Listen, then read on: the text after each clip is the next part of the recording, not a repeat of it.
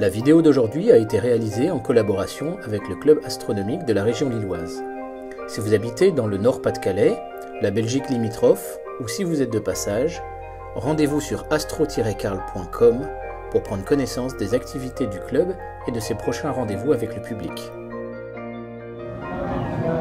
Bonjour à tous, bienvenue sur la chaîne Astro. Aujourd'hui nous allons voir un peu quel type de télescope on peut acheter pour un amateur et vous donner quelques conseils un petit peu pour vous orienter, savoir si vous allez acheter tel ou tel type d'instrument. Et c'est tout de suite après le générique.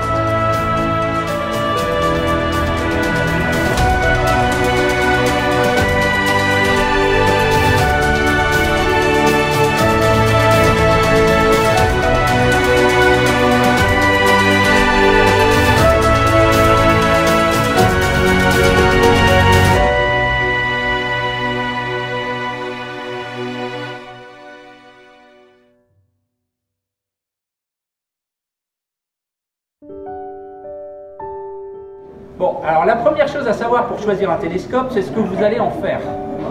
Il y a véritablement deux façons de pouvoir pratiquer l'astronomie, l'observation et la photographie. Donc pour l'observation, bien évidemment, on a quelques contraintes un petit peu en moins par rapport à la photo. On va d'abord commencer par la photo, de parler de ce qui est obligatoire et ensuite de voir si on peut pas, pourquoi pas, s'en débarrasser quand on va parler d'observation. Donc quand on veut faire de la photo, on va utiliser ce type d'instrument. On va commencer en fait par une monture équatoriale. Une monture équatoriale, elle a un poids qui va être quand même assez lourd, elle est très robuste, très bien ancrée sur le sol, et on va mettre un instrument dessus. Et quand on utilise cette monture, donc, je les déverrouille, cette monture va nous permettre de compenser la rotation de la Terre. Exemple. Le nord céleste est ici au-dessus de moi. J'ai une étoile qui est en train de se lever à l'est. Au fur et à mesure de la nuit, mon étoile monte, elle se retrouve au sud. Et là, le télescope est bien braqué sur notre étoile. Et ensuite, notre étoile va aller se coucher à l'ouest. Avec une monture équatoriale, on a un seul axe qui est en train de tourner pour pouvoir suivre et faire des photos. Et bien évidemment, la motorisation doit être la plus précise possible et au niveau mécanique, ça doit être le plus robuste. C'est pour ça qu'on utilise ce type de montures qui sont lourdes et robustes et donc forcément qui sont un peu plus chères. Sur ce type de monture, on peut mettre après derrière une lunette comme celle-ci ou on peut mettre un télescope si on en a un dans le coin, on en avait un hier et voilà. Je vous montrerai des photos, il n'y a pas de problème, on en trouve. Donc ça, c'est l'exemple pour faire de la photographie. Bien évidemment, quand on va faire de l'observation, il y a une donne qui est évidente en astronomie, plus le diamètre est grand, plus on va capter de lumière et meilleur sera le pouvoir séparateur, c'est-à-dire le piqué des images. Donc on va préférer mettre beaucoup d'argent dans le diamètre du télescope et beaucoup moins dans la monture, on n'a pas besoin d'avoir une telle précision. On va s'orienter vers ce type d'instrument. Là on est sur un instrument où finalement la monture est beaucoup plus basique, on va à droite, on va à gauche, on monte et on descend. Par contre, l'argent, on l'aura mis dans le diamètre du miroir et donc forcément dans le pouvoir collecteur de lumière. Alors bien évidemment, c'est une question de budget. Vous comprenez bien qu'un 350 mm comme celui-ci coûte quand même un petit peu plus cher. Pour un amateur, vous pouvez commencer avec des simples lunettes, mais sur des montures plus simples. Ça, on est vraiment sur l'entrée de gamme avec ce type de monture. Et encore celle-là, elle est déjà belle parce qu'il y a des petites vis comme ça qui permettent d'avoir un mouvement fin. Ça, c'est ce que je conseillerais par exemple pour un enfant. On peut en trouver aux alentours de 80, 100 €. C'est un matériel qui est quand même robuste. Faites attention, prenez pas non plus des trucs de supermarché. Il faut quand même avoir un minimum de qualité optique et de qualité mécanique. On peut aller ensuite vers un matériel un petit peu plus sophistiqué, avec des motorisations et avec du coup un système qui va peut-être pouvoir nous pointer automatiquement les objets. Mais là, bien sûr, l'argent qu'on mettra dans l'électronique et dans la motorisation, ben, on ne va pas le mettre dans le miroir. C'est un choix, c'est une façon de faire si vous avez des contraintes aussi d'encombrement. Par contre, vous pouvez aller vers un télescope de type Dobson. Celui-là, c'est un 250, il est forcément beaucoup plus lourd à transporter. Par contre, je peux vous dire qu'en termes de résultats visuels, il sera nettement plus intéressant. Donc, moi j'aurais tendance à vous dire, suivant le budget que vous voulez vous consacrer à cette nouvelle passion qu'est l'astronomie, essayez plutôt d'aller vers un Dobson si vous voulez aller faire de l'observation. Si vous voulez faire de la photo, le plus important c'est de mettre de l'argent vers ce type de monture-là, donc EQ5, EQ6 par exemple. Voilà, pour les premiers conseils, vous pouvez aussi observer bien évidemment avec des jumelles. Et des jumelles, il faut travailler de façon confortable. Là, c'est vraiment le must avec ce système. On peut orienter la jumelle comme on veut et elle sera parfaitement stable. Sinon, je vais vous le dire franchement, les jumelles, je ne trouve pas ça agréable pour observer le ciel avec les jumelles. Vous avez aussi d'autres solutions. Une petite lunette d'entrée de gamme, une paire de jumelles là sur une rotule un peu plus élaborée qu'une rotule photo. Il y a plein de possibilités finalement de pratiquer l'astronomie.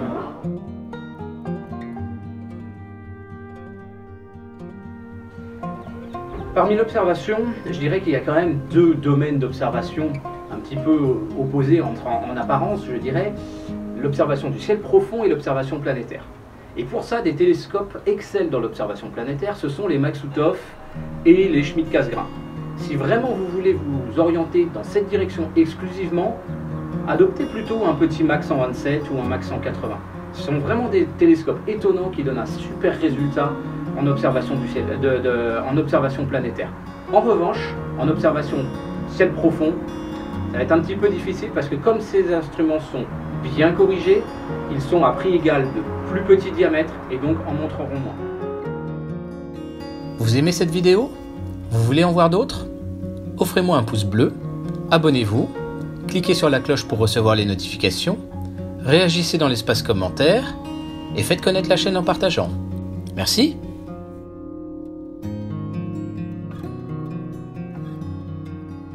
Il est très important de se méfier des performances théoriques qui sont annoncées par les constructeurs. Je vais vous prendre un exemple.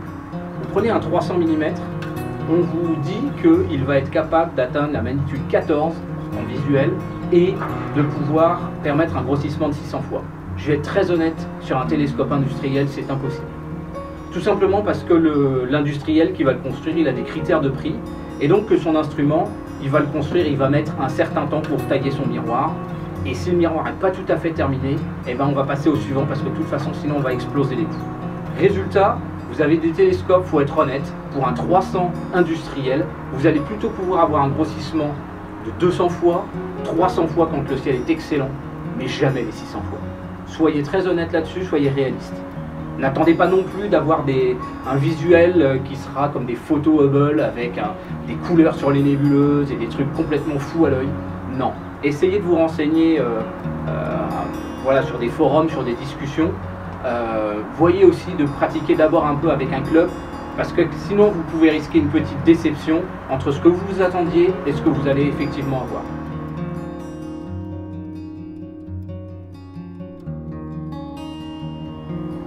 Le rapport focal sur diamètre, on en a généralement une idée un petit peu erronée. Il a un véritable impact en photographie. Par contre, en observation, en fait, ce qui va compter, c'est simplement le grossissement final. Donc, on compense tout simplement avec la focale des oculaires. Donc, vous ne prenez pas la tête avec ça. On voit juste quand même un petit avantage à avoir un rapport focal-diamètre élevé. C'est-à-dire, par exemple, FD égale 6 pour un Dobson ou même 10 pour un Schmidt ou un Maksutov. Tout simplement parce que la parabole des miroirs est moins prononcée, donc plus rapide à fabriquer, et donc globalement le télescope sera de meilleure qualité. On aura notamment moins de distorsion de coma avec un Newton.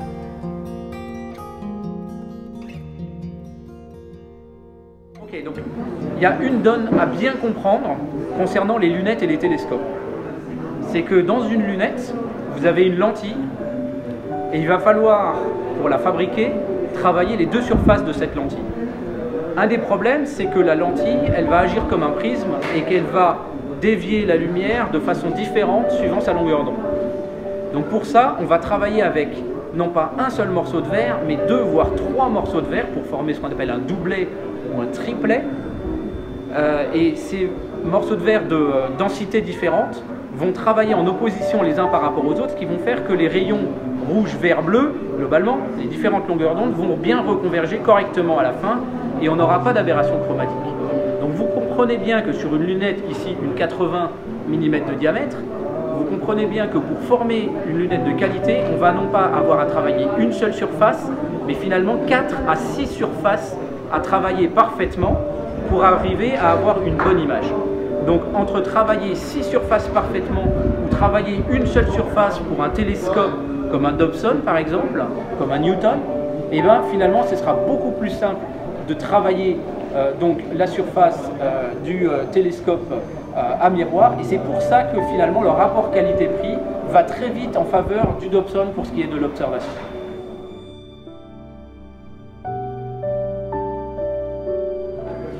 Donc voilà, le télescope Dobson, juste pour comprendre, le principe de base, il est évident, c'est de mettre tout notre budget dans le miroir et de faire le truc le plus simple possible.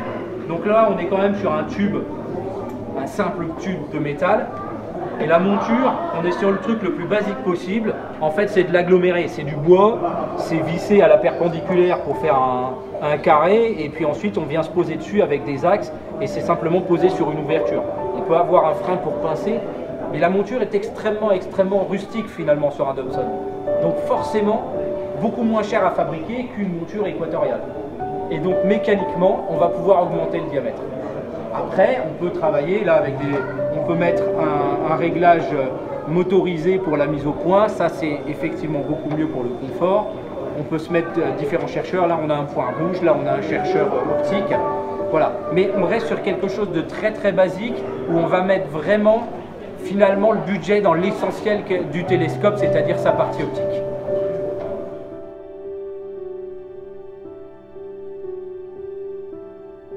Tous les instruments que nous venons de voir peuvent être utilisés pour observer le Soleil, à la seule condition de boucher le chercheur pour éviter que la lumière du Soleil ne pénètre à l'intérieur et d'utiliser un filtre de pleine ouverture dit astrosolar.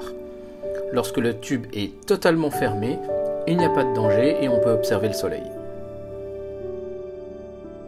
Donc le must pour observer le Soleil, bien évidemment, c'est ça, c'est ce qu'on appelle une lunette H-alpha, donc typiquement une PST Coronado. Donc qu'est-ce qu'on a fait là?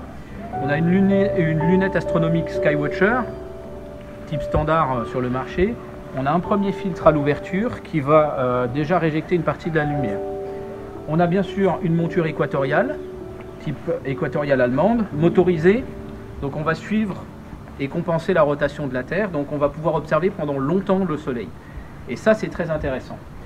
On a donc un premier masque pour ne pas être gêné par la lumière du Soleil. Et à l'arrière, on a toute la partie de ce qu'on appelle donc la PST Coronado proprement dite, avec un prisme de Herschel qui va venir éliminer une partie de la lumière. Et il ne va rester finalement la lumière qui ne correspond strictement qu'à l'hydrogène. Et donc, en observant uniquement l'hydrogène, on va pouvoir avoir beaucoup de contraste. On va pouvoir observer des filaments, on va pouvoir observer plusieurs altitudes sur la surface du Soleil et on va pouvoir observer les protubérances. Donc, je vous montre ce que ça donne à l'oculaire. Donc voilà typiquement ce qu'on peut observer sur le Soleil avec une lunette de type PST Coronado. On peut donc observer assez distinctement là une protubérance solaire sur la partie gauche du Soleil. Et donc ça, c'est le genre de détail qu'on peut observer uniquement avec ce type de lunette. On ne peut pas l'observer quand on observe dans le visible, c'est pas possible.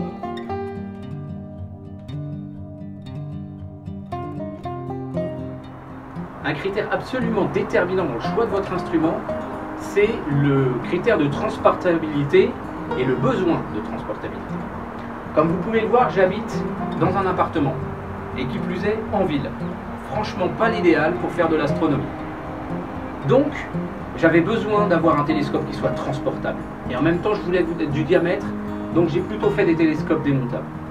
Mais effectivement, un énorme Newton, par exemple, un énorme Dobson, va poser des problèmes si vous habitez en appartement, si vous êtes sans ascenseur, etc.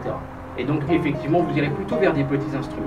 Mais on va parler quand même, après ça, à terme, de la modification des télescopes.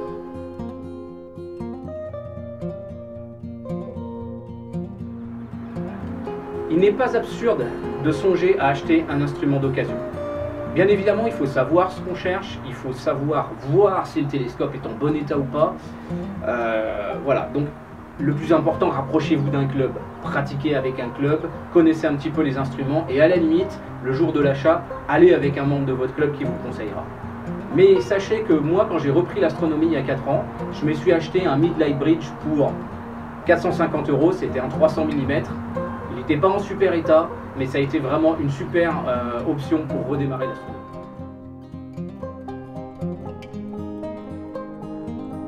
La deuxième vie d'un instrument ne doit pas être négligée.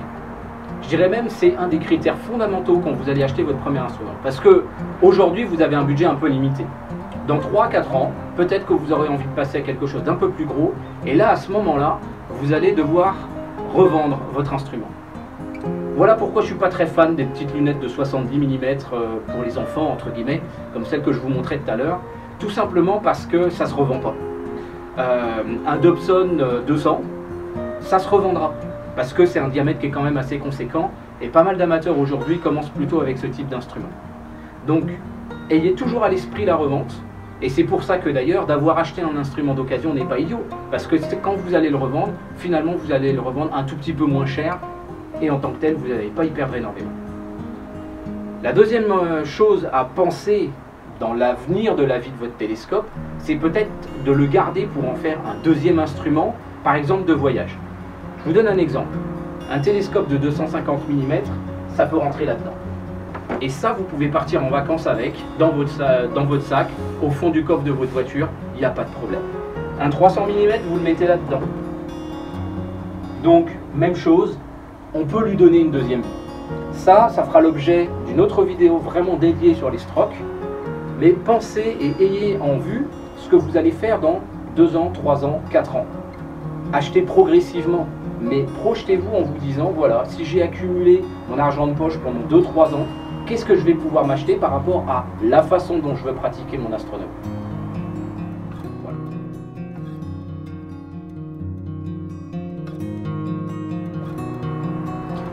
Vous l'avez compris, au regard de tout ce qu'on vient de se dire dans cette vidéo, finalement, j'aurais tendance à vous conseiller un Dobson. Très clairement, il me semble que c'est le type d'instrument qui répond le mieux aux différents critères, puisque finalement le critère de transportabilité n'en est pas un à partir du moment où vous vous transformez en stroke. Et puis il ne faut pas se faire d'illusions. Quand vous allez aux nuits astronomiques de Touraine ou aux rencontres astronomiques de printemps, et que vous avez beaucoup d'astronomes amateurs passionnés et chevronnés, bah finalement les plus gros instruments et ceux derrière lesquels tout le monde s'agglutine pour voir dedans, et ben, ce sont les énormes Dobson de 600 mm, voire 760, voire carrément 915 mm. Donc clairement, voilà, moi j'ai aujourd'hui un 400 mm et je peux vous dire que franchement, je me fais énormément plaisir avec cet instrument. Et il a les critères de transportabilité dont on a parlé, puisque je peux le mettre dans une valise comme j'ai pu le faire pour aller filmer l'éclipse du 27 juillet 2018.